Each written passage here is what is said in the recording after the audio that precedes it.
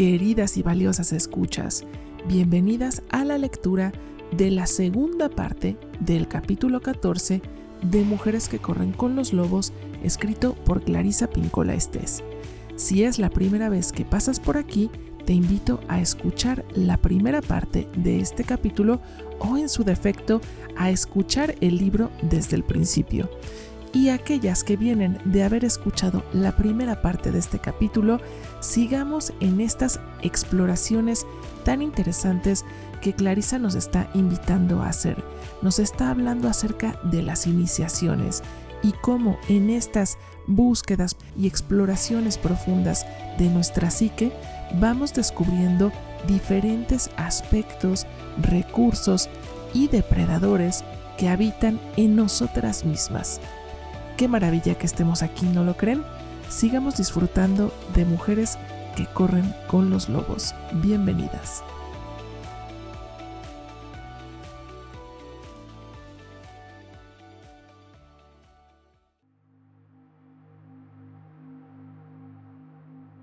La cuarta fase: el descubrimiento del amor en el mundo subterráneo. A la mañana siguiente, el rey viene a contar sus peras. Falta una y el hortelano le revela lo que ha visto. Anoche 2 espíritus vaciaron el foso, entraron en el vergel bajo la luz de la luna y uno que era manco se comió la pera que el árbol le ofreció. Aquella noche el rey monta guardia con su hortelano y con su mago, que sabe hablar con los espíritus. A medianoche la doncella aparece flotando por el bosque con sus sucios andrajos, su cabello desgreñado, el rostro surcado de tiznaduras de mugre y los brazos sin manos, acompañada del espíritu. Una vez más otro árbol se inclina y la doncella se come la pera que cuelga del extremo de la rama. El mago se acerca, pero no demasiado, y pregunta: ¿eres de este mundo o no eres de este mundo? La doncella contesta: antes era del mundo, pero no soy de este mundo. El rey interroga al mago: ¿es un ser humano o es un espíritu? El mago contesta que es ambas cosas. El rey corre hacia ella y le promete amor y lealtad. No te abandonaré. A partir de hoy cuidaré de ti. Se casan y él le manda a hacer unas manos de plata. El rey es una sagaz criatura del mundo de la psique subterránea. No es simplemente un viejo rey, sino que es uno de los principales vigilantes del inconsciente femenino. Vigila la botánica del crecimiento del alma. Su vergel, que es también el de su madre, está lleno de árboles de la vida y de la muerte. El rey pertenece a la familia de los dioses salvajes. Como la doncella, es capaz de resistir muchas cosas, y como la doncella, tiene otro descenso por delante, pero de eso ya hablaremos después. En cierto modo, se podría decir que sigue los pasos de la doncella. La psique siempre vigila su propio proceso. Es una premisa sagrada. Significa que cuando vagas sin rumbo, hay otro ser, por lo menos uno y a menudo más de uno, que está curtido y tiene experiencia y está aguardando que llames a la puerta, golpees una piedra, te comas una pera o aparezcas sin más para anunciar tu llegada al mundo subterráneo. Esta amorosa presencia monta guardia a la espera de que aparezca la buscadora que vaga sin rumbo. Las mujeres lo saben muy bien. Hablan de un destello de luz o de perspicacia, de un presentimiento o una presencia. El hortelano, el rey y el mago son 3 maduros símbolos del arquetipo masculino.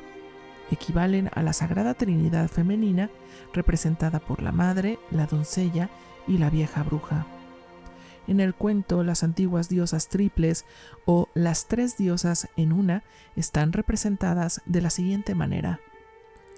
La doncella está simbolizada por la mujer manca y la madre del rey, que entra en escena más adelante, es el símbolo de la madre y de la vieja bruja.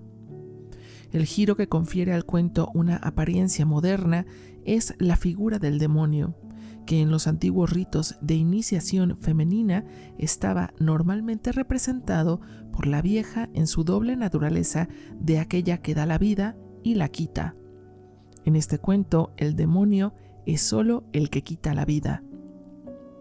No obstante, en tiempos inmemoriales, lo más probable es que en este tipo de cuento, la vieja interpretara el papel de la iniciadora que al mismo tiempo pone obstáculos a la joven y dulce heroína en su paso de la tierra de los vivos a la tierra de los muertos. Desde un punto de vista psíquico, todo esto concuerda con la psicología junguiana, la teología y las antiguas religiones nocturnas, según las cuales el yo, o en nuestra forma de hablar, la mujer salvaje, siembra en la psique toda suerte de semillas y desafíos con el fin de que la mujer desesperada regrese a su naturaleza original en busca de respuestas y de fuerza, uniéndose de nuevo al gran yo salvaje, para a partir de aquel momento actuar en la medida de lo posible, como si ambos fueran una sola cosa. En cierto modo, esta distorsión del cuento distorsiona nuestra información acerca de los antiguos pasos que integraban el regreso de la mujer al mundo subterráneo. Pero en realidad, esta sustitución de la vieja por el demonio resulta extremadamente importante para nosotras en la actualidad, pues para poder descubrir los antiguos caminos que conducen al inconsciente, nos vemos obligadas a menudo a luchar contra el demonio disfrazado de mandatos culturales, familiares o intrapsíquicos que devalúan la vida del alma de lo femenino salvaje. En este sentido, el cuento tiene un doble efecto. Por un lado, contiene los suficientes huesos del antiguo ritual como para que podamos reconstruirlo, y por otro, nos muestra de qué manera el depredador natural trata de apartarnos de los derechos que nos corresponden y de arrebatarnos las tareas del alma.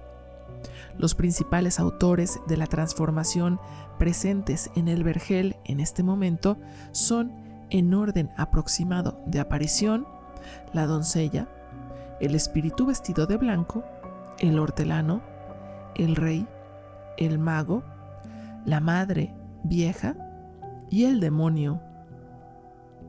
Estos simbolizan tradicionalmente las siguientes fuerzas intrapsíquicas. 2 puntos. La doncella. Tal como ya hemos visto, la doncella simboliza la sincera psique previamente dormida, pero la heroína guerrera permanece oculta bajo su dulce capa exterior. Tiene la resistencia propia de la loba solitaria.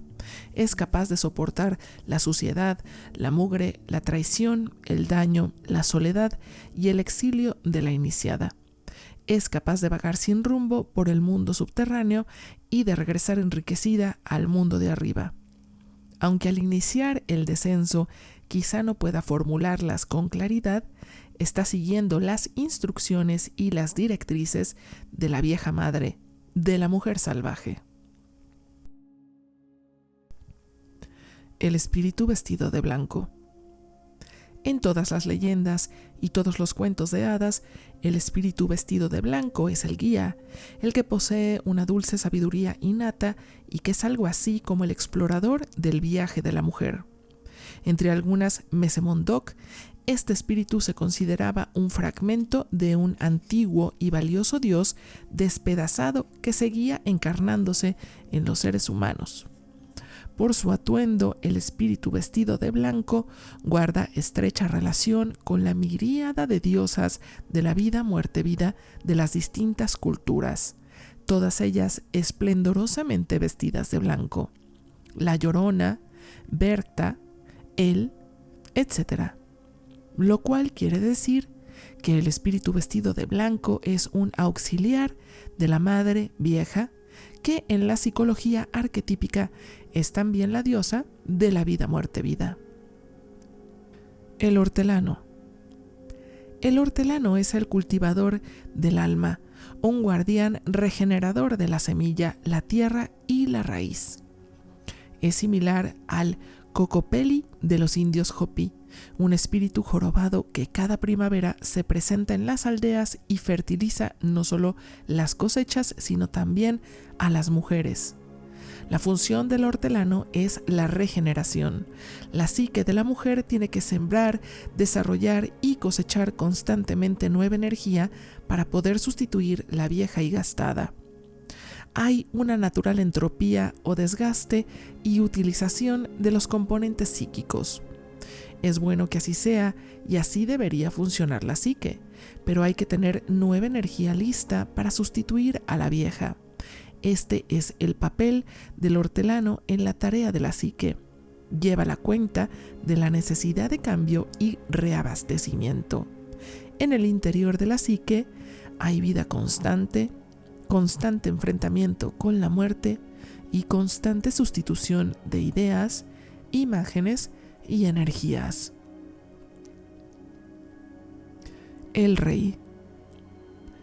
El rey representa un tesoro de sabiduría en el mundo subterráneo. Posee la capacidad de sacar la sabiduría interior al mundo exterior y ponerla en práctica sin disimulos, murmullos o disculpas. El rey es el hijo de la madre vieja. Como ella, y probablemente siguiendo su ejemplo, interviene en el mecanismo del proceso vital de la psique, el debilitamiento, la muerte y el regreso de la conciencia. Más adelante, cuando vaga en busca de su reina perdida, experimentará una especie de muerte que lo transformará de un rey civilizado en un rey salvaje. Encontrará a su reina y renacerá. En términos psíquicos, eso significa que las antiguas actitudes centrales de la psique morirán cuando la psique adquiera nuevos conocimientos. Las antiguas actitudes serán sustituidas por nuevos o renovados puntos de vista acerca de casi todo lo que constituye la vida de la mujer. En este sentido, el rey simboliza la renovación de las actitudes y leyes dominantes de la psique femenina. El mago. El mago o brujo que acompaña al rey para interpretar lo que éste ve simboliza la magia directa del poder de la mujer. Cosas como el recuerdo instantáneo, la visión a 1000 leguas de distancia, la capacidad de oír desde miles de kilómetros o de captar lo que hay detrás de los ojos de un ser humano o animal, son cualidades propias de lo femenino instintivo. Es el mago quien participa de ellas y quien tradicionalmente ayuda a conservarlas y ponerlas en práctica en el mundo exterior. Aunque el mago también puede ser una maga, aquí es una poderosa figura masculina similar al valeroso hermano de los cuentos de hadas que, por amor a su hermana, es capaz de hacer cualquier cosa para ayudarla.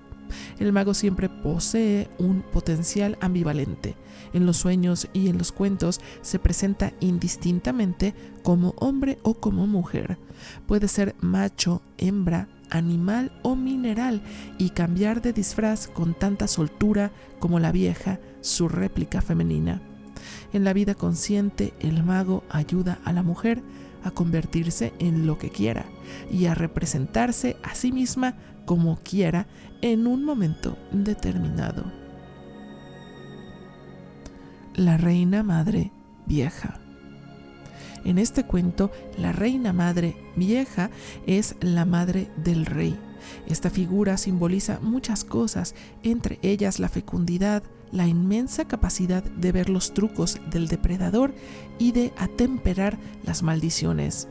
La palabra fecundidad, que suena como un tambor cuando se pronuncia en voz alta, significa algo más que fertilidad. Quiere decir fecundable a la manera en que es fecundable la tierra. Es aquella tierra negra en la que brilla la mica, las negras y peludas raíces y toda la vida anterior, desmenuzada en un aromático mantillo. La palabra fertilidad contiene el significado de las semillas, los huevos, los seres y las ideas. La fecundidad es la materia esencial en la que se depositan, preparan, calientan, incuban y guardan las semillas. Es por eso por lo que la vieja madre es designada a menudo con sus nombres más antiguos. Madre polvo. Madre Tierra, Mam y Ma, pues ella es el abono que hace nacer las ideas. El demonio. En este cuento, la doble naturaleza del alma de la mujer, que la acosa y la sana al mismo tiempo, ha sido sustituida por una sola figura, la del demonio. Tal como ya hemos dicho anteriormente, esta figura del demonio representa al depredador natural de la psique femenina, un aspecto contra natura que se opone al desarrollo de la psique y trata de matar el alma. Es una fuerza separada de su otra faceta que da la vida, una fuerza que se tiene que vencer y reprimir. La figura del demonio no es lo mismo que otra fuente natural de acoso y hostigamiento también presente en la psique femenina y que yo llamo el alter alma. El alter alma opone resistencia y es positiva.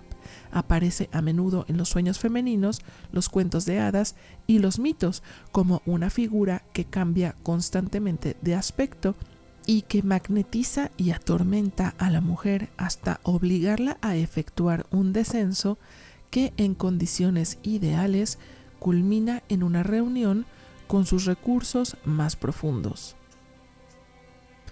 Por consiguiente, en este vergel del mundo subterráneo se va a producir la unión de estas poderosas partes de la psique, tanto masculinas como femeninas. Forman una conjunctio. La palabra procede de la alquimia y significa una más elevada unión transformativa de sustancias dispares. Cuando estos contrarios se frotan conjuntamente, se produce la activación de ciertos procesos intrapsíquicos. Actúan como el pedernal que se frota contra la piedra para encender el fuego. A través de la conjunción y la presión de elementos dispares que habitan en el mismo espacio psíquico, se produce la energía del alma, la perspicacia y la sabiduría. La presencia del tipo de conjunctio que se produce en el cuento marca la activación de un lujuriante ciclo de la vida-muerte-vida. Cuando se produce esta insólita y valiosa reunión, sabemos que está a punto de ocurrir una muerte espiritual, que es inminente, un matrimonio espiritual y que nacerá una nueva vida. Estos factores predicen lo que va a ocurrir. La conjunctio no es algo que se pueda ir a buscar, es algo que ocurre como consecuencia de un intenso esfuerzo. Así pues, envueltas en nuestras vestiduras cubiertas de barro, bajamos por un camino que jamás habíamos visto, mientras la señal de la naturaleza salvaje brilla cada vez con más fulgor a través de nosotras. Hay que decir que esta conjunctio requiere una drástica revisión de lo que una ha sido hasta ahora. Si estamos en el vergel y podemos identificar la presencia de estos aspectos psíquicos, ya no hay vuelta atrás. Tenemos que seguir adelante. ¿Qué más podemos decir acerca de las peras? Están ahí para las que tienen hambre durante su largo viaje al mundo subterráneo. Tradicionalmente se utilizan distintos frutos para simbolizar el vientre femenino, casi siempre peras, manzanas, higos y melocotones, aunque por regla general, cualquier objeto que tenga forma exterior e interior y en cuyo centro haya semillas de las que pueda surgir algo vivo, huevos, por ejemplo, puede representar esta capacidad de la vida dentro de la vida de lo femenino. Las peras del cuento representan arquetípicamente un estallido de nueva vida, una semilla de un nuevo yo. En muchos mitos y cuentos de hadas, los árboles frutales se encuentran bajo el dominio de la Gran Madre, la vieja Madre Salvaje, y el rey y sus hombres son los mayordomos. Las peras del jardín están numeradas, pues en este proceso transformativo se tienen en cuenta todos los detalles. No es un designio ciego, todo está registrado y controlado. La vieja Madre Salvaje sabe cuántas sustancias transformativas posee. El rey viene para contar las peras, no en celoso gesto de posesión, sino en su afán de descubrir si ha llegado alguien nuevo al mundo subterráneo para comenzar su profundo proceso de iniciación. El mundo del alma siempre espera al principiante y al que vaga sin rumbo. La pera que se inclina para alimentar a la doncella es como una campana que repica en el vergel del mundo subterráneo, convocando todas las fuerzas y las fuentes, al rey, al mago, al hortelano y finalmente a la anciana madre. Todos corren a saludar, sostener y ayudar a la principiante. Las figuras sanas de todos los tiempos nos aseguran y confirman que en el transformativo camino abierto ya hay un lugar preparado para nosotras. Y el destino nos arrastra o nos empuja a este lugar con la ayuda del rastro y la intuición. Todas acabamos llegando al vergel del rey, tal como debe ser. En este episodio, los 3 atributos masculinos de la psique femenina, el jardinero, el rey y el mago, son los vigilantes que interrogan y prestan su auxilio durante el viaje por el mundo subterráneo, donde nada es lo que parece al principio. Cuando el aspecto regio de la psique subterránea femenina averigua que ha habido un cambio en la disposición del vergel, se presenta en compañía del mago de la psique que comprende las cuestiones de los mundos humano y espiritual y sabe distinguir entre los distintos aspectos psíquicos del inconsciente. Así pues, ambos contemplan cómo el espíritu vuelve a vaciar el foso. Tal como ya hemos dicho antes, el foso tiene un significado simbólico similar al del Estige, el río venenoso en el que las almas de los muertos serán trasladadas desde la tierra de los vivos al país de los muertos. El río no era venenoso para los muertos, sino tan solo para los vivos. Hay que guardarse, por tanto, de la sensación de descanso y cumplimiento que puede inducir a los seres humanos a pensar que una obra espiritual o la conclusión de un ciclo espiritual es un punto en el que uno se puede detener y dormir para siempre en sus laureles.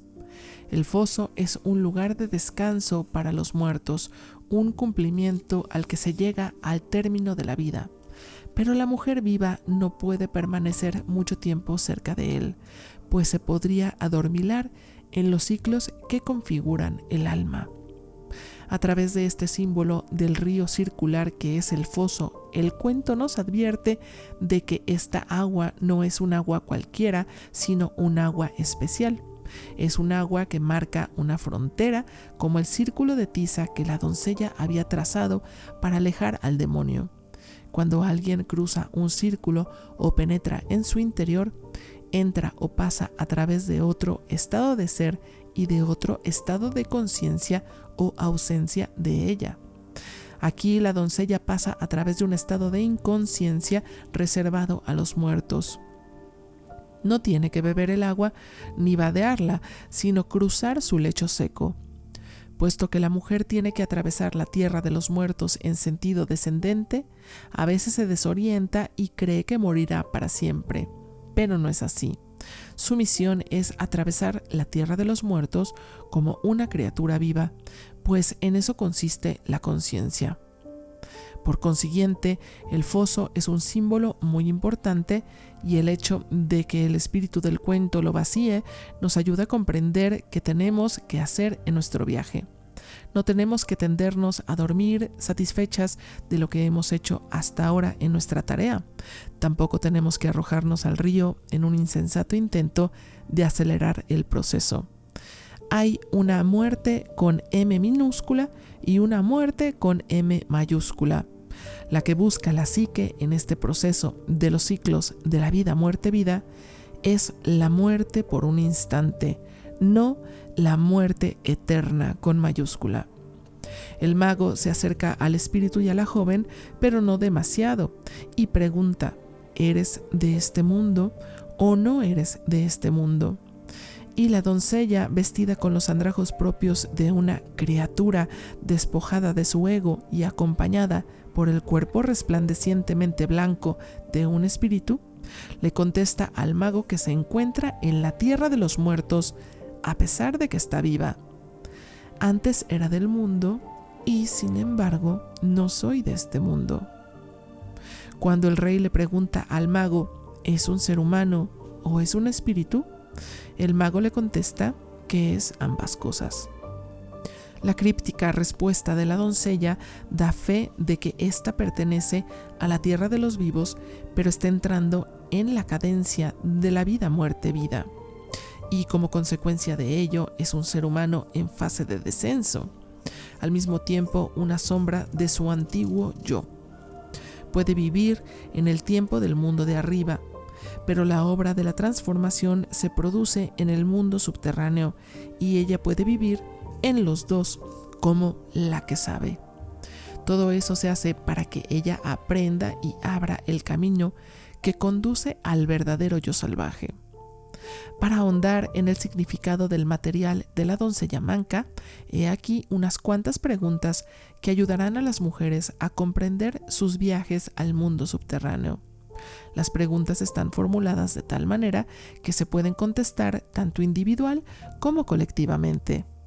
La formulación de preguntas crea una luminosa red que se teje cuando las mujeres hablan entre sí, arrojan esta red a su mente colectiva y la sacan llena de relucientes, inertes, estranguladas, fluctuantes y anhelantes formas de sus vidas interiores de mujeres para que todo el mundo las vea y pueda trabajar con ellas. Cuando se contesta una pregunta, siguen otras y para aprender más respondemos también a las siguientes. He aquí algunas de las preguntas. ¿Cómo se puede vivir diaria y simultáneamente en el mundo exterior y en el subterráneo? ¿Qué hay que hacer para descender al mundo subterráneo por la propia cuenta? ¿Qué circunstancias de la vida ayudan a la mujer a efectuar el descenso? ¿Podemos elegir entre bajar o quedarnos arriba? ¿Qué ayuda espontánea hemos recibido de la naturaleza instintiva durante este periodo?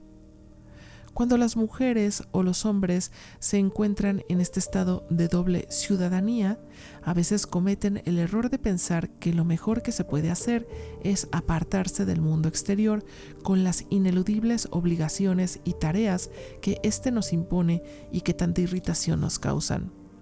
Sin embargo, este no es el mejor camino, pues en tales circunstancias el mundo exterior es la única cuerda atada al tobillo de la mujer que anda sin rumbo y trabaja colgada boca abajo en el mundo subterráneo.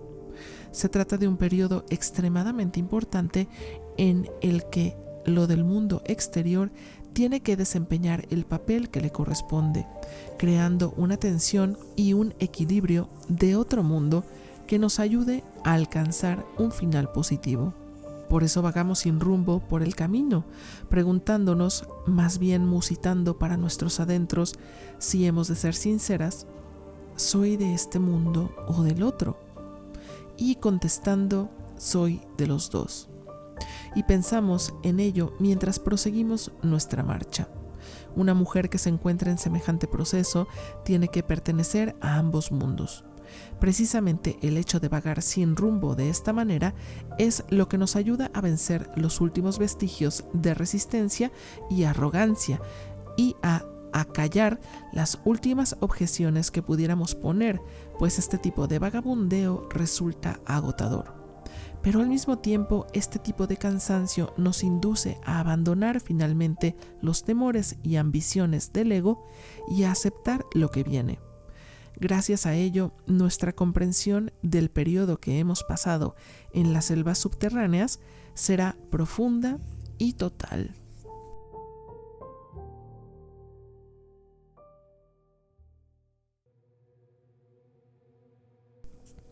En el cuento, la segunda pera se inclina para alimentar a la doncella, y puesto que el rey es el hijo de la vieja madre salvaje y el vergel le pertenece a ella, la joven está saboreando en realidad los frutos de los secretos de la vida y la muerte. Puesto que el fruto es una imagen primordial de los ciclos de florecimiento, el desarrollo, la maduración y el declive, el hecho de comerlo inserta en la iniciada un reloj o cronómetro psíquico que conoce las pautas de la vida, muerte, vida, y que a partir de este instante suena cuando llega el momento de que muera una cosa e inmediatamente centra su atención en el nacimiento de otra. ¿Cómo encontramos la pera?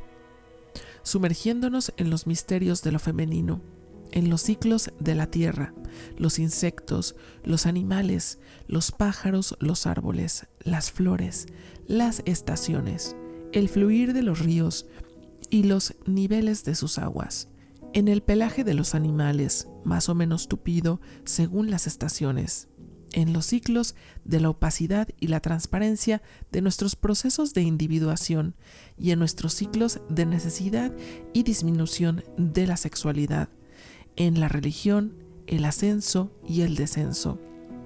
Comer la pera significa alimentar nuestra profunda hambre de escribir, pintar, esculpir, tejer, soltar nuestro discurso, defender algo, exponer esperanzas, ideas y creaciones que jamás se hayan visto en este mundo. Resulta extremadamente nutritivo volver a integrar en nuestra vida moderna todas las pautas y principios de sensibilidad innata y todos los ciclos que ahora enriquecen nuestra vida. Esta es la verdadera naturaleza del árbol psíquico. Crece, se nos ofrece, lo usamos, deja semillas de nuevas cosas, nos ama. Tal es el misterio de la vida, muerte, vida. Es una antigua e inquebrantable pauta anterior al agua y la luz. Sabemos que una vez que se aprenden los ciclos y sus representaciones simbólicas, ya sean estas la pera, el árbol, el vergel, las fases y periodos de la vida de la mujer, estos se repiten una y otra vez y siempre de la misma manera. La pauta es la siguiente. En todo este morir hay una inutilidad que, cuando buscamos nuestro camino, se transforma en utilidad. La sabiduría que adquirimos se manifiesta a medida que proseguimos nuestro avance. En todo lo que vive, la pérdida lleva consigo una ganancia. Nuestra tarea es interpretar este ciclo de la vida, muerte, vida, vivirlo con todo el entusiasmo que podamos, aullar como un perro enloquecido cuando ello no sea posible y seguir adelante, pues al final de nuestro camino se encuentra la amorosa familia subterránea de la psique que nos acogerá en sus brazos y nos prestará su ayuda. El rey ayuda a la doncella a vivir mejor en el mundo subterráneo de su tarea. Y es bueno que así sea, pues a veces durante el descenso la mujer se siente no tanto una neófita cuanto un pobre monstruo que se ha escapado involuntariamente del laboratorio del médico loco. Pero desde su privilegiado punto de observación, las figuras del mundo subterráneo nos ven como una hermosa forma de vida que trata por todos los medios de seguir adelante. Desde el punto de vista del mundo subterráneo, somos una vigorosa llama que golpea contra un cristal oscuro con el propósito de romperlo y alcanzar la libertad. Y todas las fuerzas de nuestro hogar subterráneo corren a nuestro encuentro para sostenernos. En los relatos antiguos, el propósito del descenso de la mujer al mundo subterráneo era el de casarse con el rey. En algunos ritos no había ningún rey y la neófita se casaba probablemente con alguna representación de la mujer salvaje del mundo subterráneo. Y en este cuento vemos un vestigio de este hecho cuando el rey ve a la doncella y se enamora inmediatamente de ella sin la menor vacilación. La reconoce como suya, no a pesar de su carencia de manos y del lamentable estado salvaje en el que se encuentra, sino precisamente por eso. El tema del profundo desvalimiento en el que la mujer se siente, no obstante tan apoyada, sigue desarrollándose. Aunque vaguemos sin rumbo, sucias, abandonadas, mancas y medio ciegas, una gran fuerza del yo nos ama y nos estrecha apretadamente contra su pecho. Las mujeres que se encuentran en tal estado experimentan a menudo una gran emoción, la misma que experimenta una mujer que encuentra finalmente a un compañero que es justo lo que ella soñaba. Es un momento extraño, un momento paradójico, pues estamos sobre la tierra y al mismo tiempo debajo de ella. Vagamos sin rumbo, pero somos amadas. No somos ricas, pero nos dan de comer. En términos junguianos, dicho estado se denomina la tensión de los contrarios, en la que algo de cada polo de la psique se multiplica en determinado momento y crea un nuevo territorio. En la psicología freudiana es una bifurcación, en la que la disposición o actitud esencial de la psique se divide en dos polaridades, blanco y negro, bueno y malo. Entre las cuentistas de mi cultura, este estado se llama nacer dos veces. Es el momento en que se produce un segundo nacimiento a través de una fuente mágica, después del cual el alma se proclama heredera de dos estirpes, una perteneciente al mundo físico y otra al mundo invisible. El rey dice que la protegerá y la amará. Ahora la psique ya ha alcanzado un mayor grado de conciencia. Habrá un matrimonio muy interesante entre el rey vivo de la tierra de los muertos y la mujer manca de la tierra de los vivos. Un matrimonio entre dos seres tan dispares pondría a dura prueba un profundo amor entre dos personas, ¿verdad? Pero este matrimonio guarda relación con todos los picarescos matrimonios de los cuentos de hadas en los que se unen dos vidas muy fuertes pero extremadamente distintas: la Cenicienta y el príncipe, la mujer y el oso, la joven y la luna, la doncella foca y el pescador, la doncella del desierto y el coyote. El alma absorbe la sabiduría de cada parte. Eso es lo que significa nacer dos veces. Tanto en las bodas de los cuentos de hadas como en las del mundo de arriba, el gran amor y la unión entre dos seres distintos puede durar eternamente o solo hasta que se completa la lección. En la alquimia, el matrimonio entre los contrarios significa que muy pronto habrá una muerte y un nacimiento, tal como veremos más adelante en este cuento.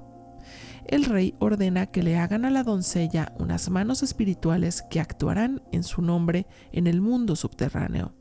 Al llegar a esta fase, la mujer adquiere la destreza necesaria para hacer el viaje. Su sumisión a él es total. Ha recuperado el sentido de la orientación y también la destreza manual. La destreza manual en el mundo subterráneo se adquiere llamando, dirigiendo, consolando y recurriendo a los poderes de este mundo, pero también rechazando los aspectos negativos como la somnolencia y otros parecidos.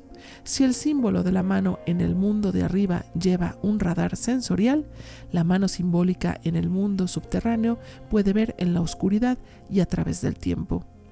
La idea de sustituir las partes perdidas con extremidades de plata, oro o madera tiene una larguísima tradición de muchos siglos.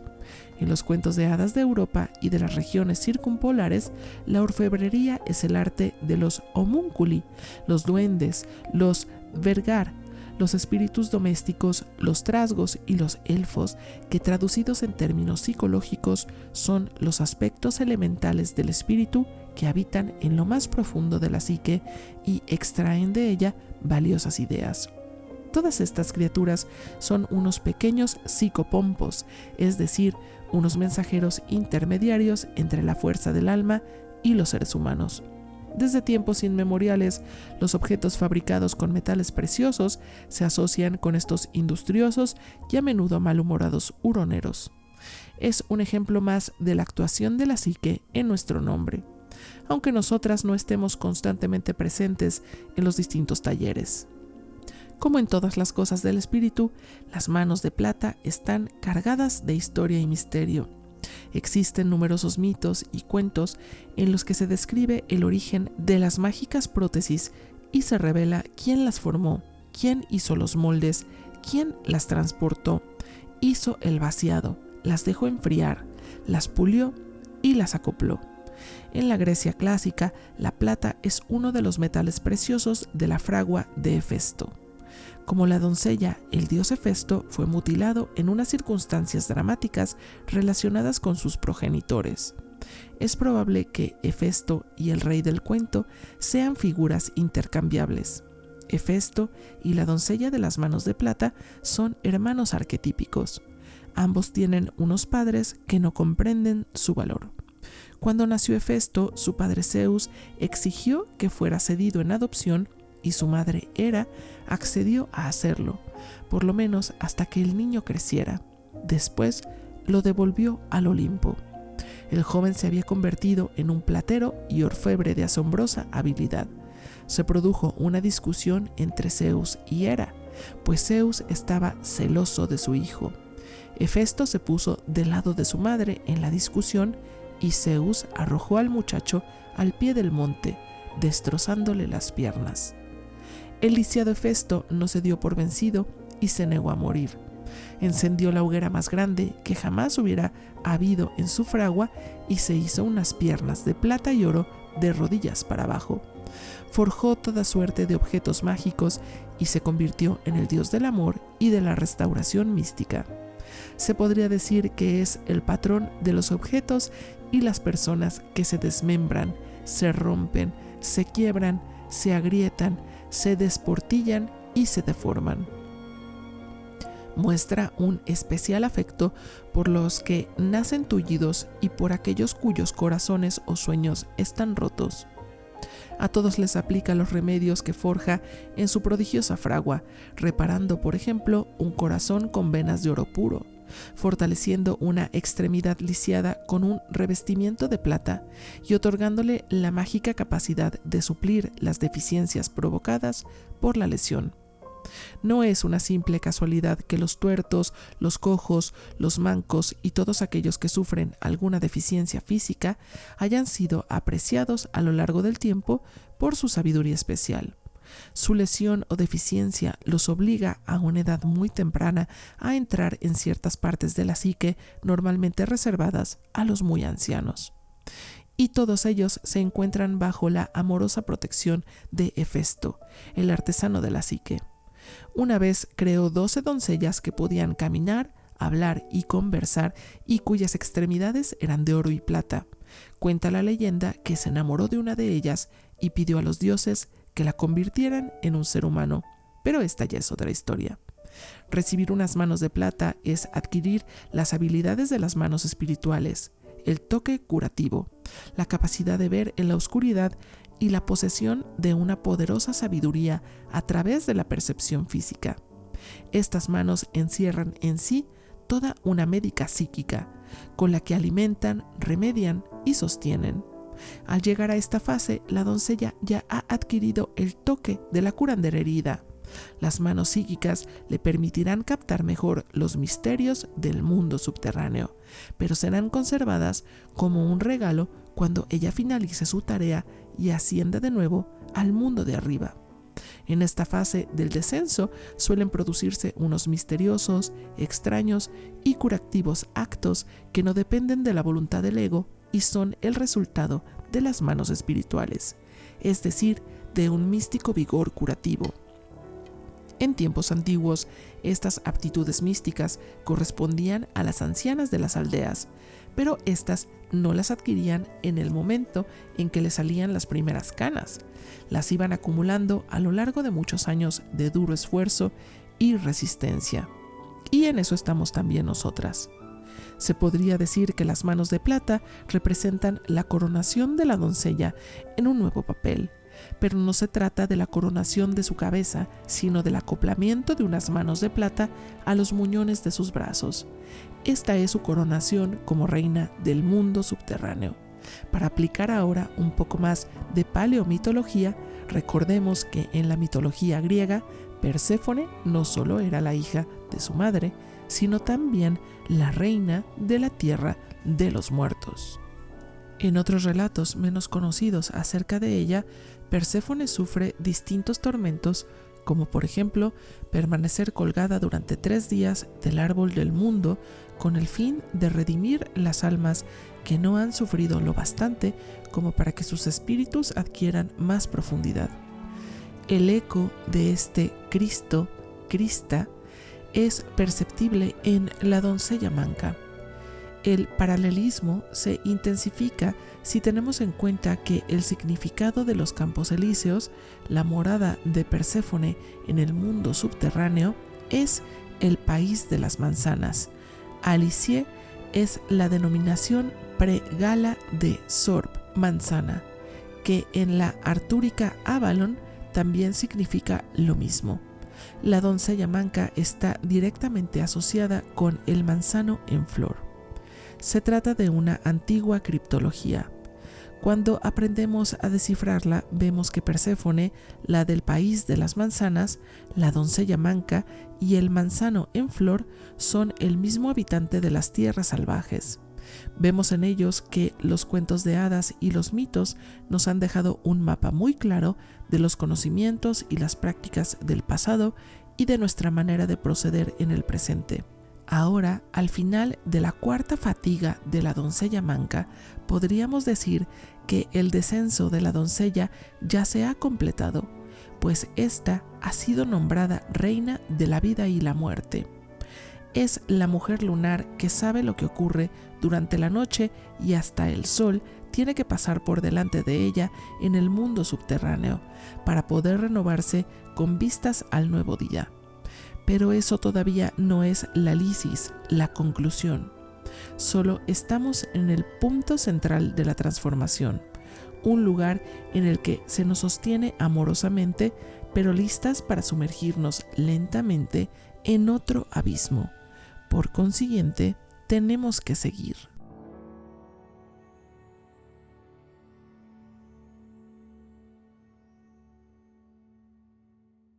La quinta fase. El tormento del alma. El rey se va a la guerra a un reino lejano.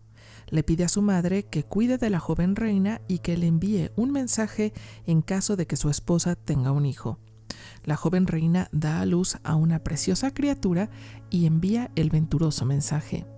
Pero el mensajero se queda dormido junto al río, aparece el demonio y cambia el mensaje por otro que dice: la reina ha dado a luz un hijo que es medio perro. Horrorizado, el rey envía, sin embargo, un mensaje de respuesta pidiendo que se ame a la reina y se la atienda en aquella amarga hora. El mensajero vuelve a quedarse dormido junto al río, aparece otra vez el demonio y cambia el mensaje por otro que dice: matad a la reina y a su hijo. La anciana madre, aterrorizada ante aquella petición, envía a otro mensajero para confirmarla, y el mensajero va y viene, quedándose cada vez dormido junto al río. Los mensajes cambiados por el demonio son cada vez más horrendos. El último de ellos dice: conservad la lengua y los ojos de la reina como prueba de que ha muerto. La madre del rey se niega a matar a la dulce y joven reina. En su lugar, sacrifica una paloma y guarda los ojos y la lengua. Después, ayuda a la joven reina a atarse la criatura al pecho y, cubriéndola con un velo, le dice que huya para salvar la vida. Ambas mujeres se echan a llorar y se despiden con un beso. Como Barba Azul, Jasón, el famoso héroe del vellocino de oro, el hidalgo de La Llorona, y los esposos amantes de los cuentos de hadas y la mitología, el rey se casa y se va a tierras lejanas. ¿Por qué estos míticos esposos se alejan después de la noche de bodas? El motivo es distinto en cada relato, pero el hecho psíquico esencial es el mismo. La regia energía de la psique disminuye y retrocede para que pueda producirse la siguiente fase del proceso de la mujer: la puesta a prueba de su recién encontrada posición psíquica. En el caso del rey, este no la ha abandonado, pues su madre la cuida en su ausencia.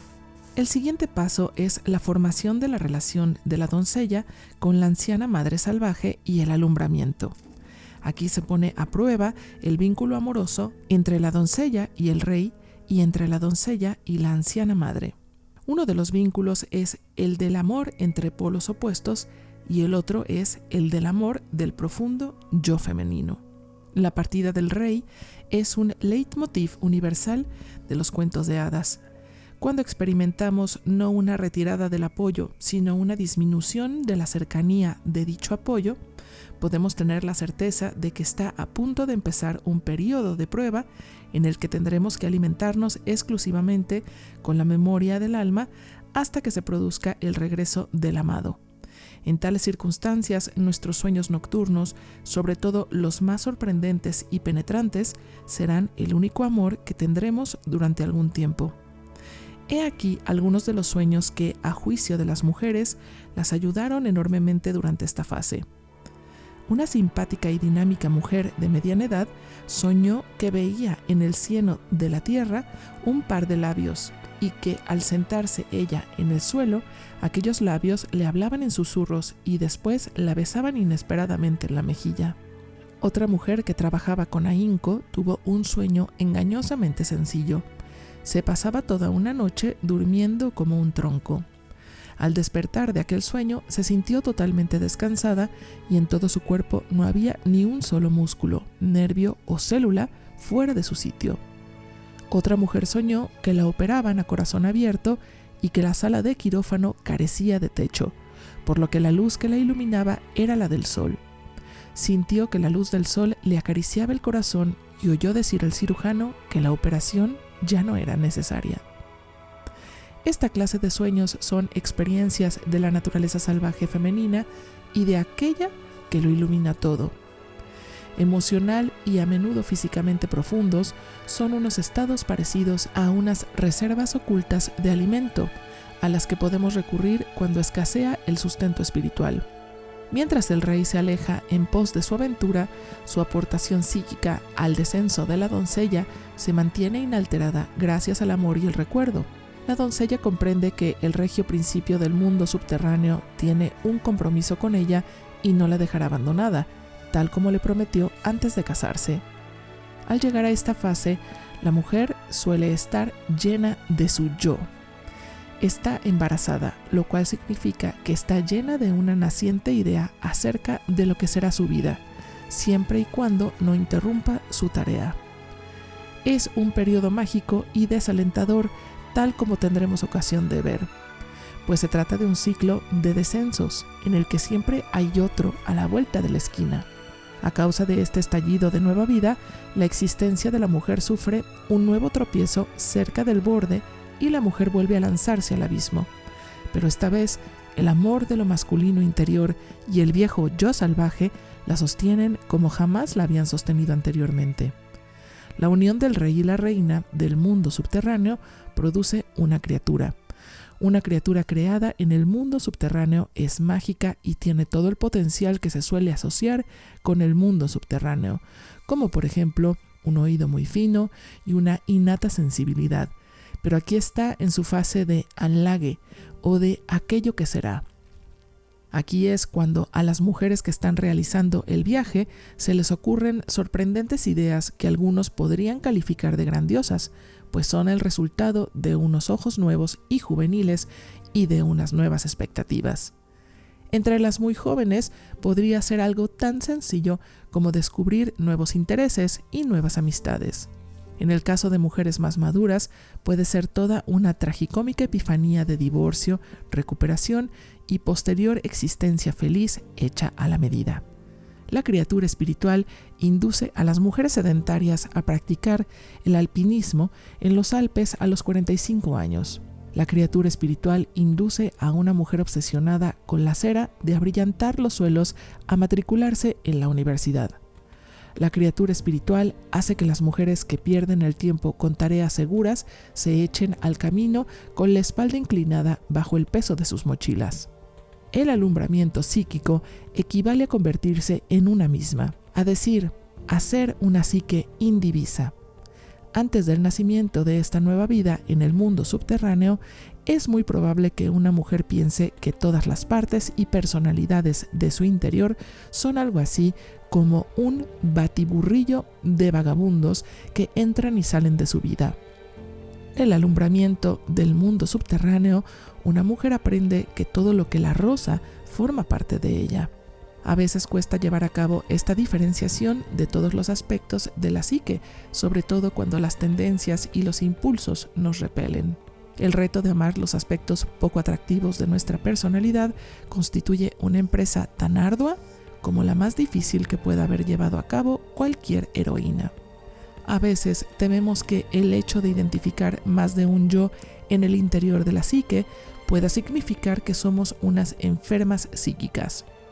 Si bien es cierto que las personas que padecen trastornos psíquicos experimentan también la existencia de varios yos y se identifican con ellos o los rechazan violentamente, la persona que no padece ningún trastorno mantiene los yos interiores de manera ordenada y racional, los utiliza con provecho y le sirven para crecer y prosperar. En casi todas las mujeres, el hecho de cuidar y criar maternalmente sus yos interiores es una tarea creativa, una forma de conocimiento, no un motivo de inquietud.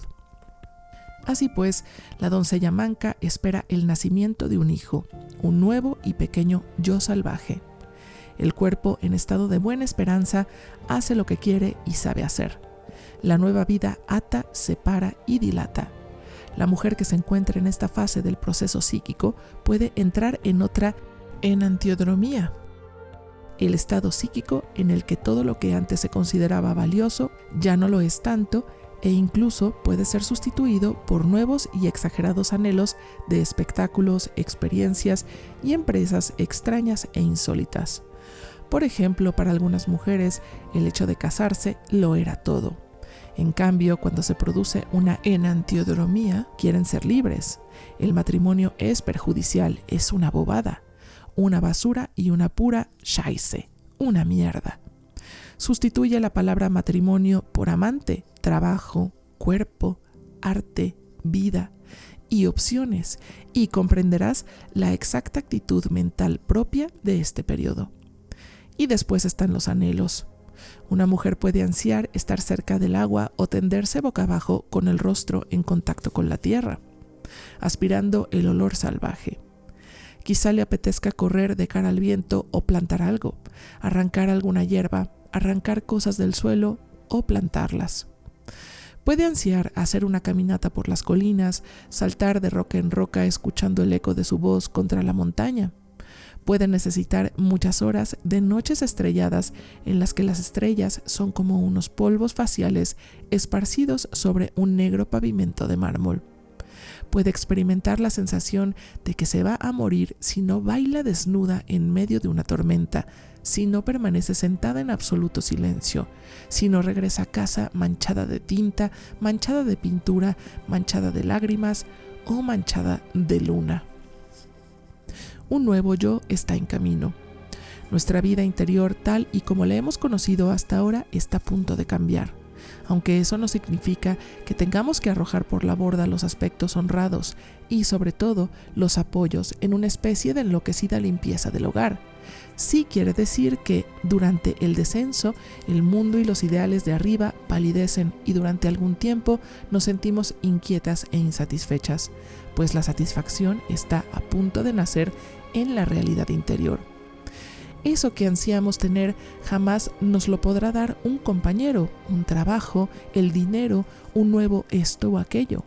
Lo que ansiamos tener pertenece a otro mundo, el mundo que sostiene nuestra vida de mujeres.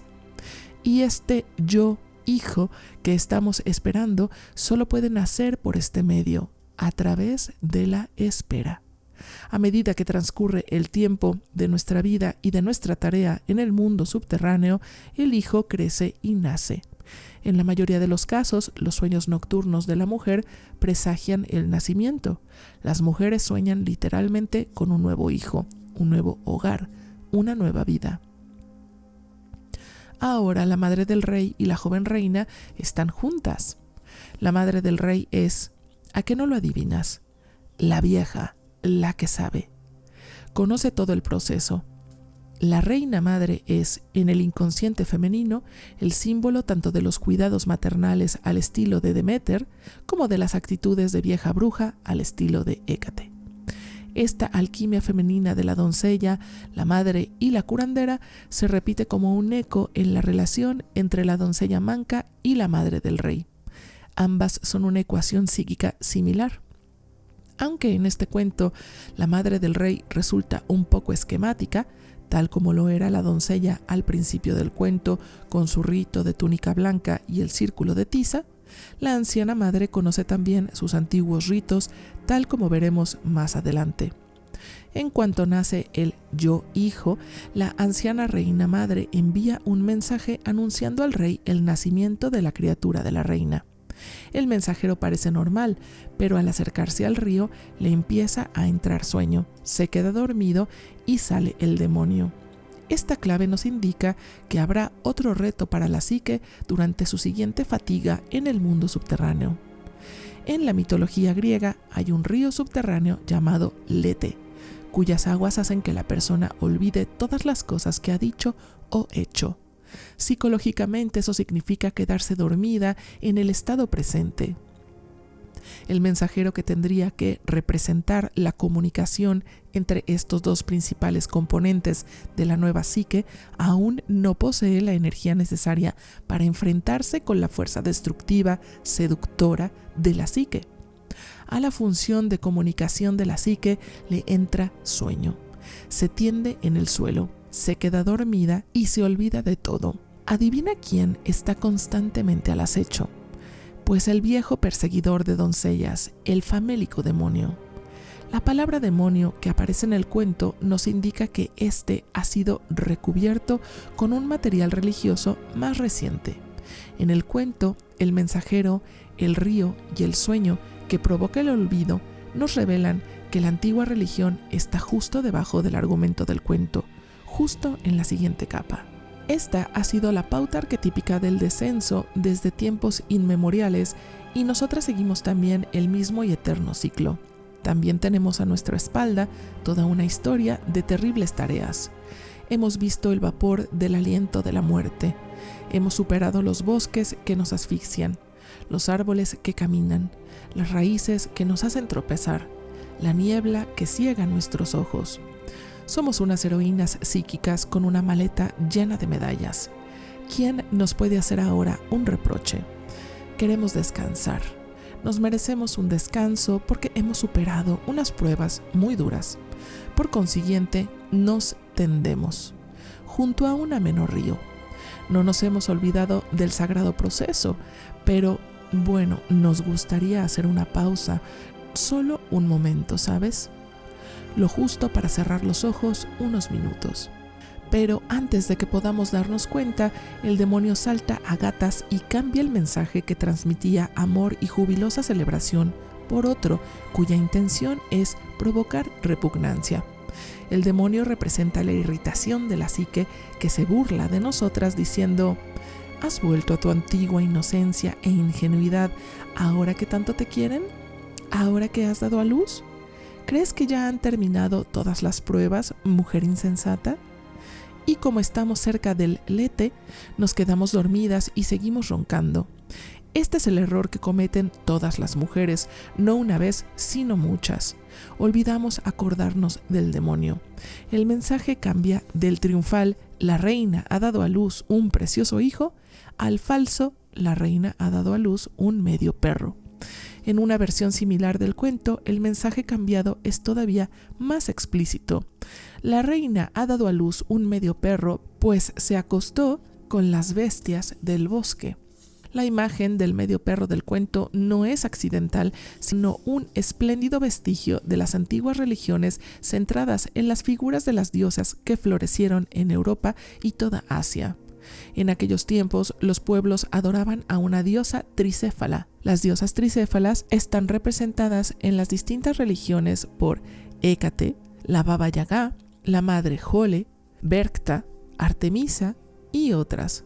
Cada una de ellas se representaba como estos animales o estaban estrechamente relacionadas con ellos. En las religiones más antiguas, estas y otras poderosas y salvajes divinidades femeninas presidían las tradicionales ceremonias de iniciación femenina y enseñaban a las mujeres todas las fases de la vida femenina, desde la doncellez a la maternidad y a la vejez.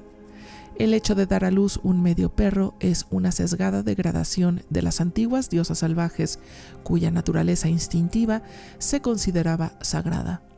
La nueva religión trató de contaminar los sagrados significados de las diosas tricéfalas, señalando que estas divinidades yacían con animales y animaban a sus fieles a hacer lo mismo.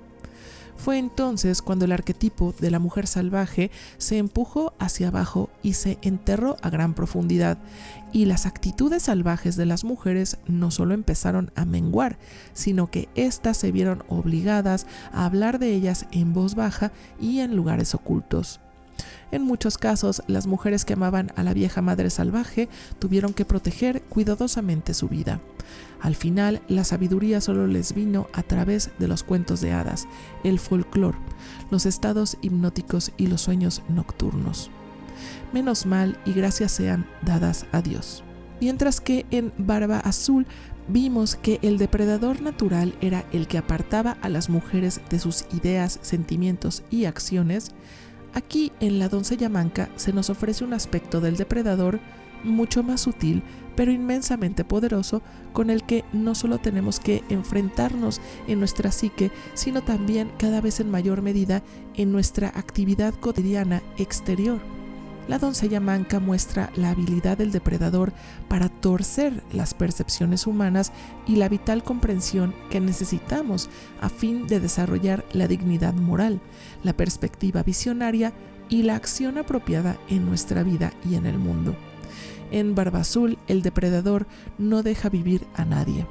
En La doncella manca, el demonio permite vivir, pero impide la reconexión de la mujer con la profunda sabiduría de la naturaleza instintiva que encierra una corrección automática de la percepción y la acción. Por consiguiente, cuando el demonio cambia el mensaje del cuento, el hecho se puede considerar en cierto sentido un acontecimiento histórico efectivo de especial importancia para la tarea psíquica del descenso y de la conciencia que tienen que llevar a cabo las mujeres modernas. Curiosamente, muchos aspectos de la cultura, es decir, del sistema de creencias colectivo y dominante de un grupo de personas que viven lo bastante cerca las unas de las otras como para poder influirse mutuamente, se siguen comportando como el demonio en todo lo relacionado con las tareas interiores, la vida personal y los procesos psíquicos de las mujeres. Eliminando esto, excluyendo lo otro, cortando una raíz de aquí y sellando una abertura de allí, el demonio de la cultura y el depredador de la psique hacen que varias generaciones de mujeres se sientan atemorizadas y, sin embargo, se atrevan a vagar sin rumbo y sin tener ni la más remota idea acerca de las causas de su desazón o acerca de su pérdida de la naturaleza salvaje que es la que se las podría revelar todas. Si bien es cierto que el depredador manifiesta una predilección especial por las presas que están hambrientas de alma y se sienten solas o desvalidas en lo más hondo de su ser, los cuentos de hadas nos muestran que el depredador también se siente atraído por la conciencia, la regeneración, la liberación y la nueva libertad. En cuanto se entera de que hay algo de esto, se presenta de inmediato. Muchos argumentos de cuentos tienen por protagonista al depredador, no solo los incluidos en este libro, sino también los cuentos de hadas como Cap of Rushes y Ulfr, o los mitos relacionados con la griega Andrómeda y la azteca Malinche. Los trucos que en ellos se utilizan son el menosprecio de los objetivos de la protagonista, el lenguaje despectivo utilizado con la descripción de la presa, los juicios temerarios, las prohibiciones y los castigos injustificados.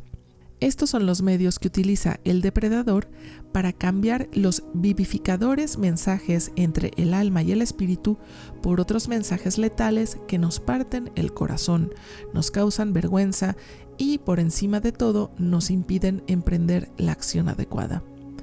A nivel cultural podemos dar muchos ejemplos de cómo el depredador configura las ideas y los sentimientos para robarles la luz a las mujeres.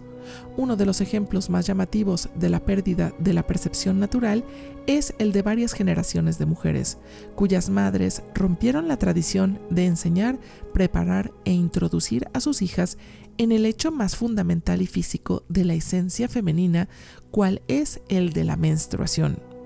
En nuestra cultura, pero también en muchas otras, el demonio cambió el mensaje de tal manera que la primera sangre y todos los sucesivos ciclos de sangre se rodearon de humillación y no de admirado asombro, tal como hubiera tenido que ser. Ello dio lugar a que millones de mujeres perdieran su herencia del cuerpo prodigioso y en su lugar temieran morir, estar enfermas o ser castigadas por Dios. La cultura y los individuos de la cultura aceptaron el mensaje tergiversado del demonio sin examinarlo y lo transmitieron a bombo y platillo, convirtiendo el periodo del incremento de las sensaciones emocionales y sexuales de las mujeres en un periodo de vergüenza y castigo. Tal como vemos en el cuento, cuando el depredador invade una cultura, ya sea esta la psique o bien una sociedad, los distintos aspectos e individuos de esta cultura tienen que echar mano de toda su perspicacia para leer entre líneas y permanecer en su sitio sin dejarse arrastrar por las indignantes pero atrayentes afirmaciones del depredador. Cuando hay demasiado depredador y demasiado poco alma salvaje, las estructuras económicas, sociales, emocionales y religiosas de la cultura empiezan a deformar gradualmente los recursos más espirituales tanto de la persona como del mundo exterior. Los ciclos naturales se asfixian y se convierten en formas artificiales, se desgarran con usos imprudentes o se matan. Se desprecia el valor de lo salvaje y lo visionario, y se hacen siniestras conjeturas acerca del peligro que representa la naturaleza salvaje. Los medios y métodos destructivos despojados de bondad y significado llegan a adquirir una categoría superior. Sin embargo, por mucho que el demonio mienta y trate de cambiar los hermosos mensajes acerca de la verdadera vida de la mujer por otros más mezquinos, celosos y agostadores, la madre del rey comprende lo que ocurre y se niega a sacrificar a su hija. En términos modernos, no amordazaría a su hija, no le aconsejaría callar su verdad, no le animaría a fingir ser menos de lo que es para poder manipularla más. Esta figura de la madre salvaje del mundo subterráneo corre el riesgo de sufrir un castigo por seguir el que ella sabe que es el camino más prudente. Gana en astucia al depredador en lugar de conchavarse con él. No se da por vencida. Sabe lo que es integral, sabe lo que ayudará a una mujer a prosperar. Identifica a un depredador al vuelo y sabe lo que hay que hacer al respecto. Aunque nos sintamos presionadas por los más deformados mensajes culturales o psíquicos, aunque un depredador ande suelto en la cultura o en la psique personal, todas podemos oír las instrucciones salvajes iniciales y seguirlas. Eso es lo que aprenden las mujeres cuando excavan en la naturaleza salvaje o instintiva, cuando se entregan a la tarea de la profunda iniciación y el desarrollo de la conciencia. Siguen un cursillo acelerado por medio del desarrollo de la vista, el oído, el ser y el hacer ininterrumpidos. Las mujeres aprenden a buscar al depredador en lugar de intentar alejarlo, dejarlo de lado o ser amables con él. Aprenden los trucos, los disfraces y los medios que se inventa el depredador. Aprenden a leer entre líneas en los mensajes, las invitaciones, las expectativas o las costumbres nacidas de la manipulación de la verdad. Entonces, tanto si el depredador emana del propio medio psíquico como si procede de la cultura exterior, actuamos con astucia. Podemos enfrentarnos cara a cara con él y hacer lo que se tiene que hacer. El demonio del cuento simboliza cualquier cosa capaz de corromper la comprensión de los profundos procesos femeninos. No hace falta un Torquemada para perseguir las almas de las mujeres.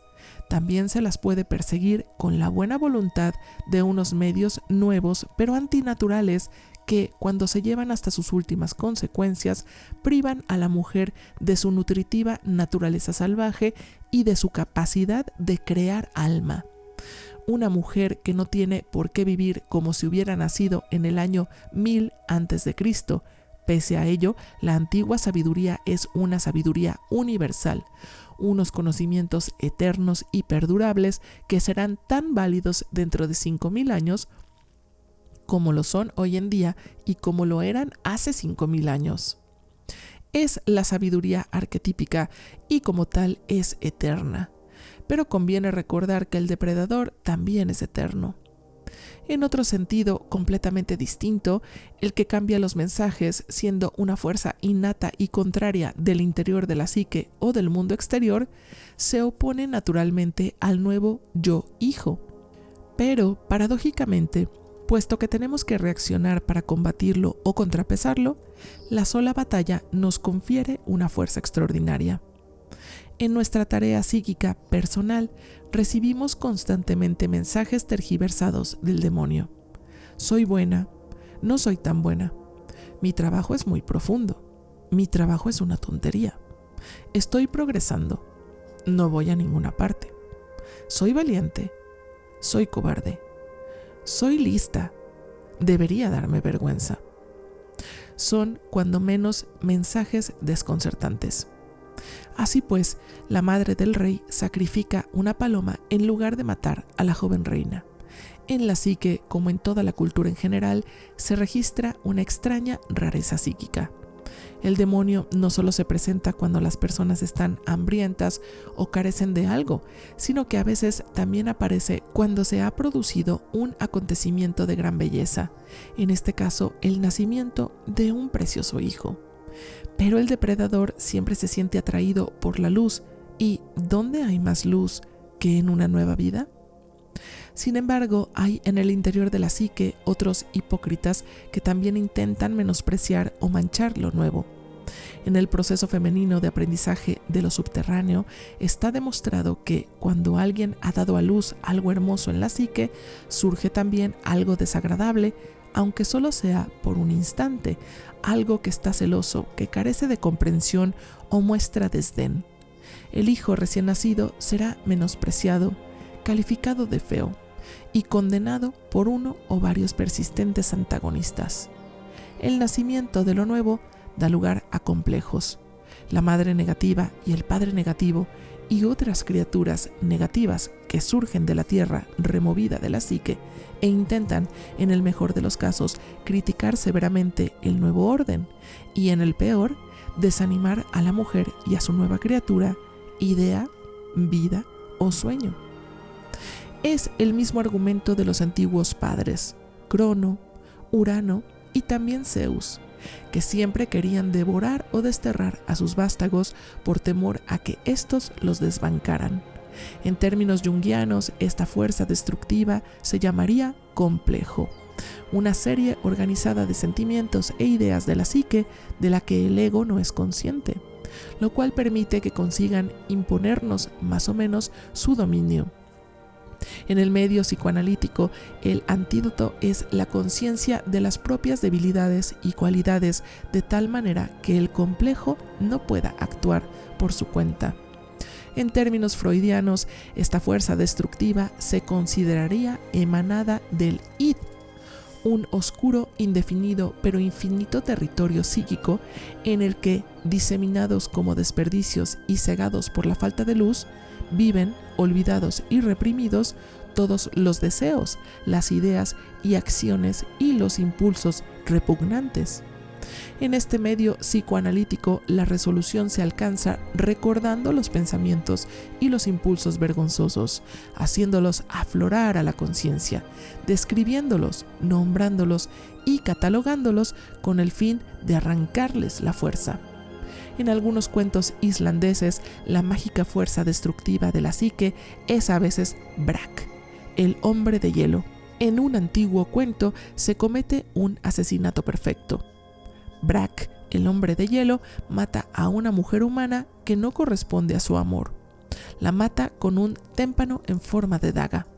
El témpano, lo mismo que el hombre, se derrite bajo el sol del nuevo día y no queda ninguna arma con que acusar al asesino. Y tampoco queda nada del asesino. La oscura figura del hombre de hielo del mundo de la mitología posee la misma misteriosa mística de la aparición-desaparición que envuelve los complejos de la psique humana y el mismo modus operandi que el demonio del cuento de la doncella manca. Por eso, la figura del demonio resulta tan desconcertante para las mujeres en su proceso de iniciación. Como el hombre de hielo, aparece como llovido del cielo, comete el asesinato y después desaparece y se disuelve sin dejar el menor rastro. Este cuento, sin embargo, nos ofrece una valiosa clave. Si crees que has perdido tu misión o tu vitalidad, si te sientes confusa o ligeramente perdida, busca al demonio, busca al que tiende emboscadas espirituales en el interior de tu psique.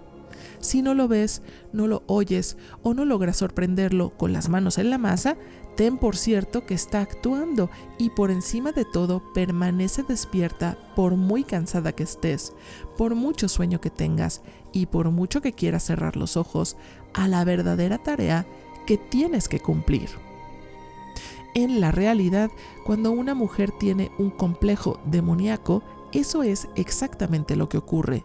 Va caminando, le van bien las cosas, se ocupa de sus asuntos y de repente ¡zas!, aparece el demonio y todo su trabajo pierde la energía, empieza a flojear, tose, sigue tosiendo y al final se desploma en el suelo. Lo que podríamos denominar complejo demoníaco utiliza las voces del ego, ataca la propia creatividad, las propias ideas y los propios sueños. En el cuento ridiculiza o minusvalora la experiencia femenina del mundo exterior y del mundo subterráneo, tratando de separar la natural conjunctio entre lo racional y lo misterioso. El demonio miente y dice que la permanencia de la mujer en el mundo subterráneo ha producido una bestia, cuando en realidad ha producido un precioso niño.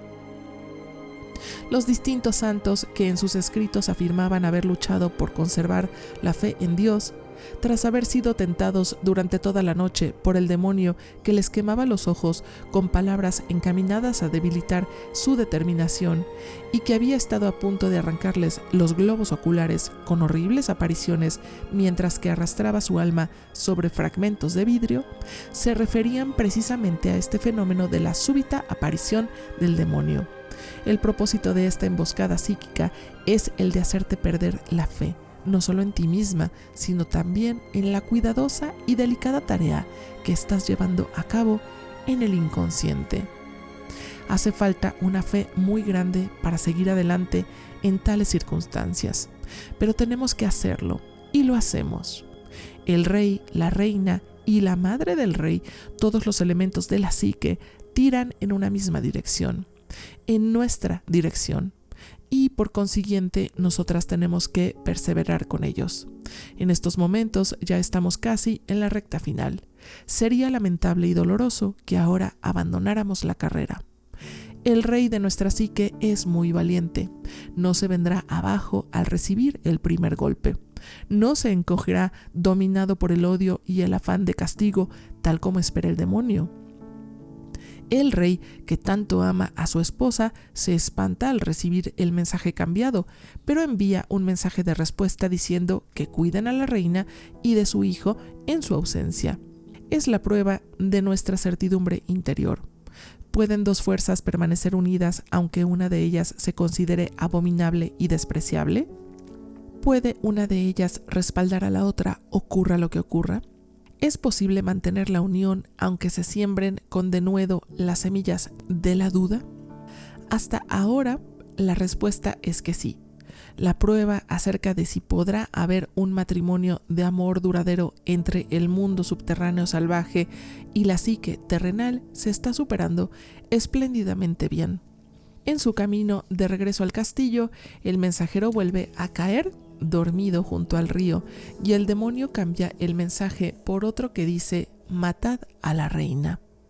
Aquí el depredador espera que la psique se polarice y se mate ella misma, rechazando todo un aspecto de sí misma, el más trascendental, el recién despertado, el de la mujer sabia. La madre del rey se horroriza al recibir el mensaje e intercambia con el rey varios mensajes, y en cada uno de ellos intenta aclarar lo que ha dicho el otro, hasta que al final el demonio cambia el mensaje del rey por otro que dice: matad a la reina y arrancadle los ojos y la lengua como prueba de que ha muerto. Ya tenemos a una doncella manca, es decir, sin capacidad para asir las cosas de este mundo, pues el demonio ordenó que le cortaran las manos. Ahora exige otras amputaciones. Quiere que se quede sin el habla verdadera y sin la vista verdadera. A pesar de tratarse nada menos que del demonio, lo que exige nos hace dudar enormemente, pues lo que él quiere que ocurra es precisamente el regreso de las conductas que han oprimido a las mujeres desde tiempos inmemoriales. Quiere que la doncella obedezca estos mandamientos. No veas la vida tal como es. No comprendas los ciclos de la vida y la muerte. No te esfuerces por ver realizados tus anhelos. No hables de todas estas cosas salvajes. La vieja madre salvaje, simbolizada en la madre del rey, se enoja ante la orden del demonio y dice: eso ya es demasiado, y se niega a cumplirla. En el transcurso de la tarea de iniciación de las mujeres, la psique dice: eso es demasiado, no puedo ni quiero tolerarlo. Y entonces la psique, gracias a su experiencia espiritual en este proceso de iniciación en la resistencia, empieza a actuar con más astucia. La vieja madre salvaje hubiera podido recogerse las faldas, mandar ensillar un tronco de caballos y ponerse en camino hasta encontrar a su hijo y preguntarle qué locura se había apoderado de él para que quisiera matar a su encantadora reina y a su hijo recién nacido. Pero no lo hace. En su lugar, siguiendo la consagrada tradición, envía a la joven en proceso de iniciación a otro simbólico lugar de iniciación, los bosques. En algunos ritos, el lugar de la iniciación era una cueva o el pie de una montaña, pero en el mundo subterráneo, donde abunda el simbolismo de los árboles, suele ser un bosque. Tratemos de comprender lo que eso significa. Enviar a la doncella a otro lugar de iniciación hubiera sido lo más natural en cualquier caso, aunque el demonio no hubiera aparecido y cambiado los mensajes. En el descenso hay varios lugares de iniciación, uno detrás de otro, y todos con sus lecciones y consuelos correspondientes. Se podría decir que el demonio se encarga prácticamente de que sintamos la necesidad de levantarnos y pasar al siguiente. Recordemos que hay un periodo natural después del parto en el que la mujer se considera un ser del mundo subterráneo. Se la cubre con el polvo de allá abajo y se la lava con su agua tras haber penetrado en el misterio de la vida y la muerte, el dolor y la alegría en el transcurso del alumbramiento. Por consiguiente, durante algún tiempo la mujer no es de aquí, sino que está todavía allí. La doncella es como una puérpera. Se levanta de la silla de alumbramiento del mundo subterráneo en la que ha dado a luz nuevas ideas, una nueva visión del mundo. Ahora está cubierta con un velo, le da el pecho a su hijo y sigue adelante. En la versión de la doncella manca de los hermanos Grimm, el recién nacido es un varón y se llama desconsolado. Pero en las religiones de las diosas, el hijo espiritual nacido de la unión de la mujer con el rey del mundo subterráneo se llamaba gozo. Aquí aparece en el terreno otra beta de la antigua religión. Después del nacimiento del nuevo yo de la doncella, la madre del rey envía a la joven reina a otra prolongada iniciación que, tal como veremos más adelante, le enseñará los ciclos definitivos de la vida femenina. La vieja madre salvaje imparte a la doncella una doble bendición. Ata el hijo a su pecho rebosante de leche para que el yo hijo se pueda alimentar, ocurra lo que ocurra. Después, siguiendo la tradición de los antiguos cultos de la diosa, la envuelve en unos velos, que son la prenda que viste la diosa cuando emprende una sagrada peregrinación y no desea que la reconozcan o la distraigan de su propósito. En muchas esculturas y muchos bajorrelieves de Grecia se muestra a la que se iniciaba en los ritos eleusinos, cubierta por unos velos a la espera de la siguiente fase de la iniciación. ¿Qué significa el símbolo del velo? Indica la diferencia entre el ocultamiento y el disfraz. Se refiere a la necesidad de ser discretas y reservadas para no revelar la propia naturaleza misteriosa y a la necesidad de conservar el eros y el mysterium de la naturaleza salvaje.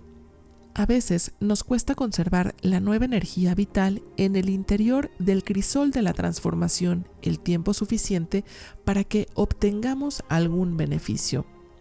Nos la tenemos que guardar toda para nosotras sin darla al primero que nos la pida o a cualquier inspiración repentina que tengamos, pensando que es bueno inclinar el crisol y verter el tesoro de nuestra riqueza espiritual en la boca de otras personas o directamente al suelo.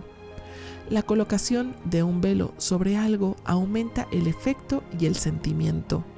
Eso lo saben muy bien todas las mujeres.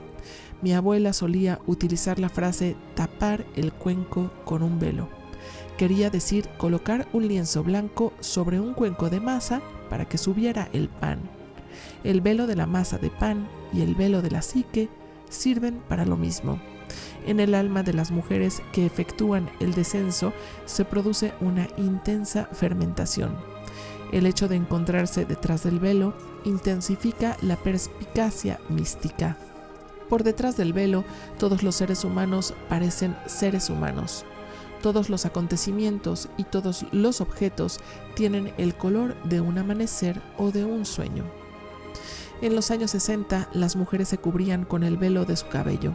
Se lo dejaban crecer muy largo, se lo planchaban y lo llevaban como una cortina para cubrirse el rostro, como si el mundo estuviera demasiado abierto y desnudo, como si su cabello pudiera aislar y proteger su delicado yo. En Oriente Medio hay una danza de los velos y las modernas mujeres musulmanas se siguen cubriendo con el velo. La babushka de la Europa oriental y los rebozos que lucen en la cabeza las mujeres de Centroamérica y en Sudamérica son también vestigios del velo. Las mujeres malayas lucen habitualmente velo y lo mismo hacen las mujeres africanas. Mientras contemplaba el mundo, empecé a compadecerme un poco de las mujeres modernas que no llevaban velo, pues el hecho de ser una mujer libre y llevar velo a voluntad es conservar el poder de la mujer misteriosa. La contemplación de una mujer velada es una experiencia muy profunda. Una vez contemplé un espectáculo que me ha mantenido cautiva del hechizo del velo para siempre. Mi prima Eva preparándose para su noche de bodas. Yo, que tenía unos 8 años de edad, estaba sentada sobre su maleta, con el floreado tocado infantil ya torcido, una de mis ajorcas en la pantorrilla y la otra ya tragada por el zapato.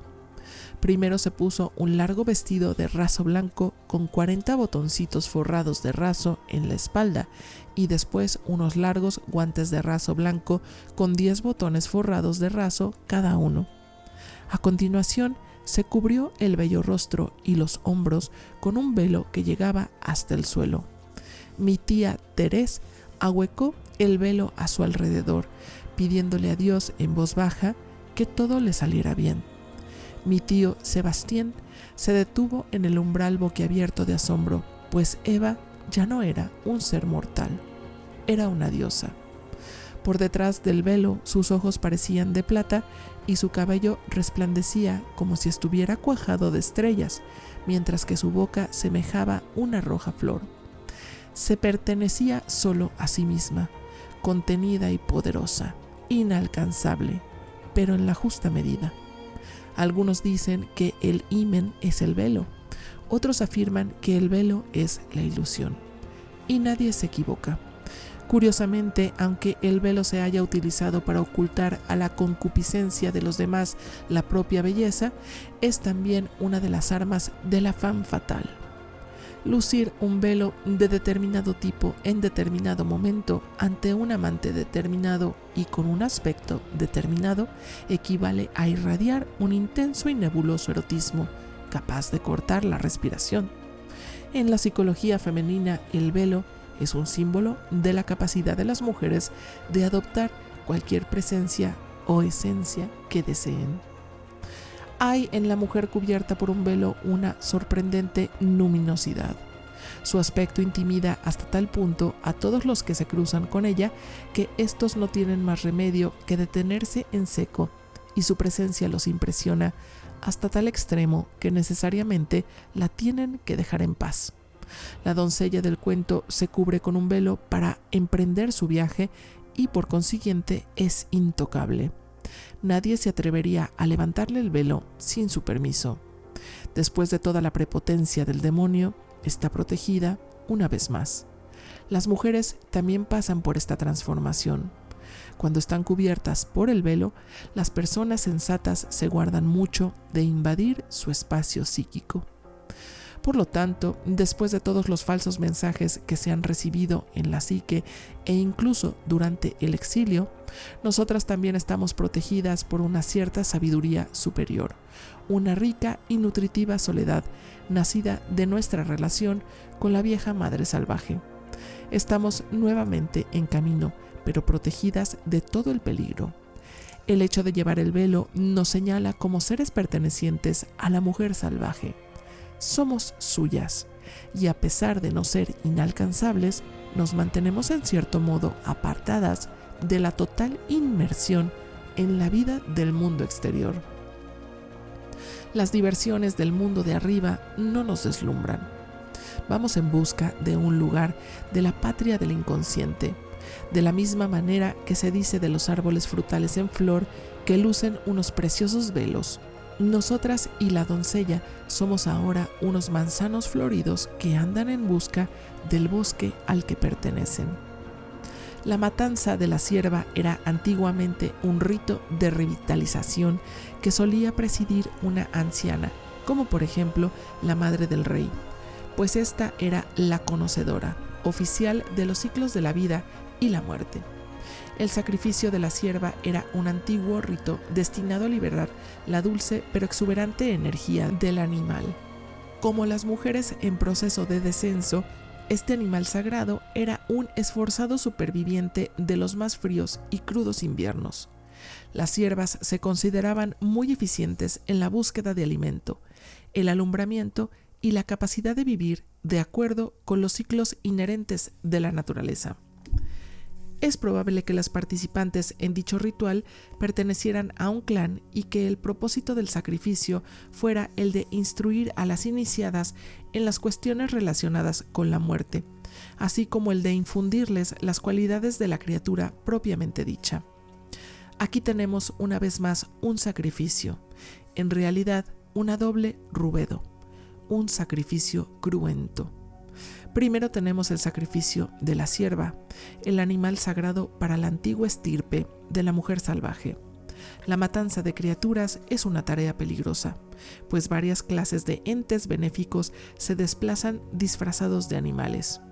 El hecho de matar a uno de ellos fuera del ciclo se consideraba perjudicial para el delicado equilibrio de la naturaleza y daba lugar a un castigo de proporciones míticas. Sin embargo, lo más importante era que la criatura sacrificada era una criatura madre, una hembra, símbolo del cuerpo femenino de la sabiduría.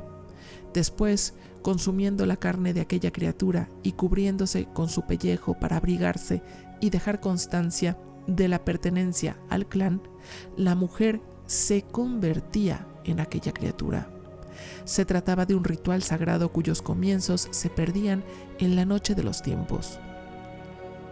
Conservar los ojos, las orejas, el hocico, la cornamenta y diversas vísceras equivalía a poseer el poder simbolizado por las distintas funciones: agudeza visual, buen olfato, rapidez de movimientos, fortaleza corporal, el timbre de voz apropiado para llamar a sus congéneres, etc. La segunda, rubedo, se produce cuando la doncella se separa no solo de la buena y anciana madre, sino también del rey. Es un periodo en el que se nos pide que recordemos, que insistamos en tomar el alimento espiritual, aunque estemos separadas de las fuerzas que nos han sostenido en el pasado. No podemos permanecer para siempre en el éxtasis de la unión perfecta. En la mayoría de nosotras no es este el camino que se debe seguir. Nuestra misión es más bien la de destetarnos de estas emocionantes fuerzas en determinado momento, pero conservar la conexión consciente con ellas y pasar a la siguiente tarea. Está comprobado que podemos adquirir una fijación con un aspecto especialmente agradable de la unión psíquica e intentar quedarnos siempre ahí, mamando de la sagrada teta. Eso no significa que el alimento sea destructivo. Muy al contrario, el alimento es absolutamente esencial para el viaje y en cantidades considerables, por cierto. De hecho, si este no es suficiente, la buscadora pierde la energía, se sume en la depresión y se convierte en un simple susurro.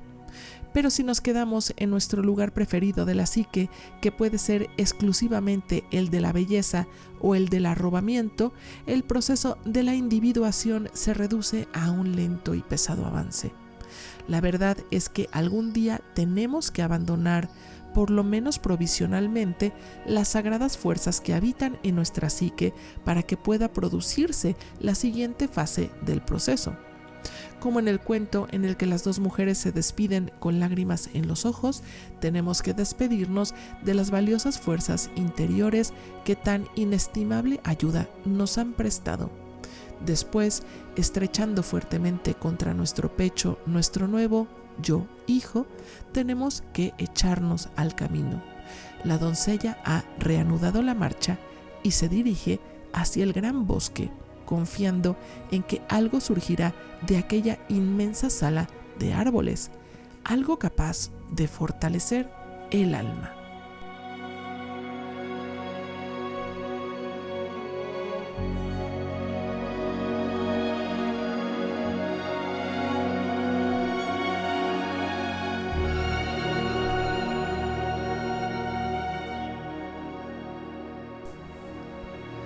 Queridas escuchas, hasta aquí la segunda parte del capítulo 14 de Mujeres que corren con los lobos, escrito por Clarisa Pinkola Estés. Como habrán escuchado, este es un capítulo lleno de conceptos y sabiduría, donde Clarisa nos ayuda a ver con más detalle estos personajes o fuerzas que habitan nuestra psique y que pueden ser tanto creativos como destructivos. Algunos de ellos se van desarrollando conforme vamos atravesando las experiencias de nuestra vida, estas iniciaciones.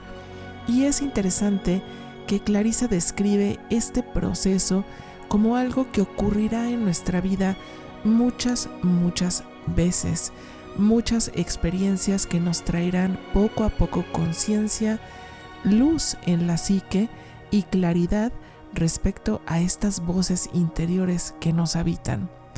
Es una maravilla el pensamiento de Clarisa Pinkola Estés y este mapa de cómo ser mujer que nos presenta. Y sin más, vamos a la tercera parte de este capítulo 14. Gracias por estar aquí y hasta pronto.